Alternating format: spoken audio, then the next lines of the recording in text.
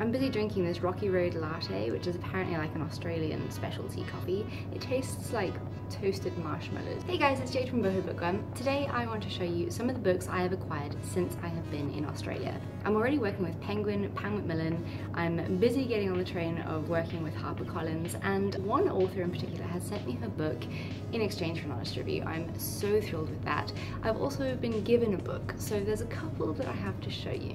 The first book I'm going to show you is The Wife Between Us, which is by Greer Hendricks and Sarah Pekkanen. This book was given to me by Pan Macmillan. The blurb on the back really doesn't give too much away about this book, which is something I actually find really exciting and intriguing. Basically it says, as you read this book, you're going to make assumptions, and whatever assumptions you make, they are wrong. And to me that just sounds amazing. To be honest, like, I've heard that the start of this book is absolutely fantastic, and then as it goes along it kind of gets anticlimactic. I really hope that it doesn't disappoint. I've been really excited for it for a long time, and I'm just so excited to have my hands on it. It's about a jealous wife obsessed with her replacement. It's about a younger woman set to marry the man that she loves. The first wife seems like a disaster, the replacement seems like the perfect woman. It basically says that you're going to assume you know the motives, the history, and the anatomy of the relationship. It basically says whatever you assume, you're going to be wrong. So I am really excited for this. Pan Macmillan also sent me a copy of Are You Sleeping by Kathleen Barber, which is a book I actually listened to on Audible last year. From what I remember about this book, it's about a woman called Josie who spent the last 10 years escaping her family and their reputation because they really do not have a good one. When they were kids, their father got murdered and someone was put behind bars, but then years later there's this big crime podcast that gets released. It's really popular, and it's basically saying that the person that they've convicted for the murder of her father is innocent, and they want to reopen the case. This basically just absolutely unravels Josie's new life, and she's forced to go back into her family's world. I really wanted to get this one from them because even though I listened to it on Audible and I wasn't the biggest fan, I absolutely love the cover. I think it's just such a beautiful cover. The yellow, it's just so aesthetically pleasing.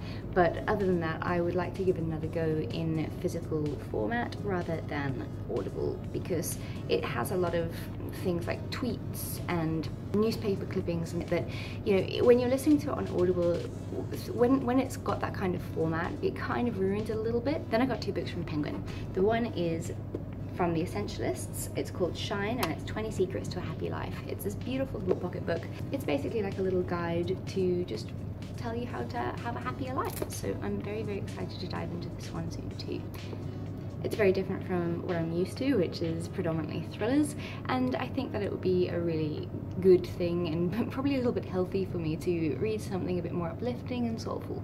They also sent me Redemption Point by Candice Fox. This one I don't know too much about, but the cover is absolutely beautiful.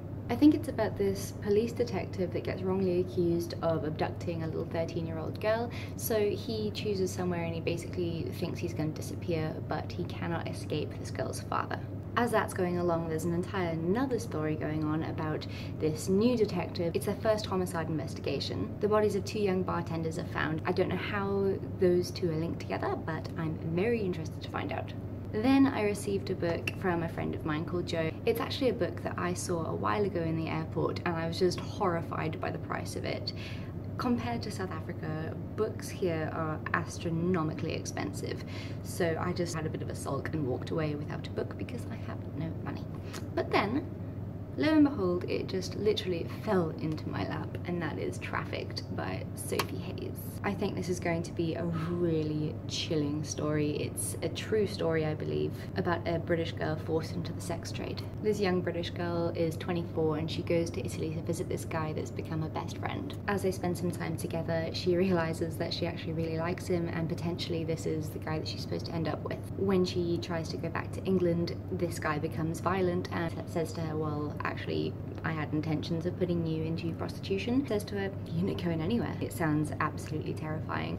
I think that it's going to be very hectic. You know, I read a lot of thrillers, but they're all fiction, so it's going to be really interesting and scary to read something that is actually true. Lastly, I briefly touched on this the other day in my other video. I was photographing a book for my Bookstagram account, boho_bookworm. It was actually speaking about one of Claire Mackintosh's books, but then I didn't have the physical copy of it because I listened to it on Audible, so I photographed the pages of He Said, She Said by Erin Kelly, and Claire Mackintosh actually contacted me and she was like, oh, thank you so much, but you know, that's actually Erin Kelly's book, not mine. And so I had to explain to her, oh no, sorry, I just don't have a physical copy of your book, but I am going to get it as soon as I can, as soon as I've got a few paychecks in. And she contacted me back, would you like a copy of my brand new book that's getting released in the US in March? And I was just like, oh my god, my life is just going really swimmingly right now. Let Me Lie by Claire Mackintosh sounds absolutely brilliant. I just finished I Let You Go and it was phenomenal. I gave it a 4-star review.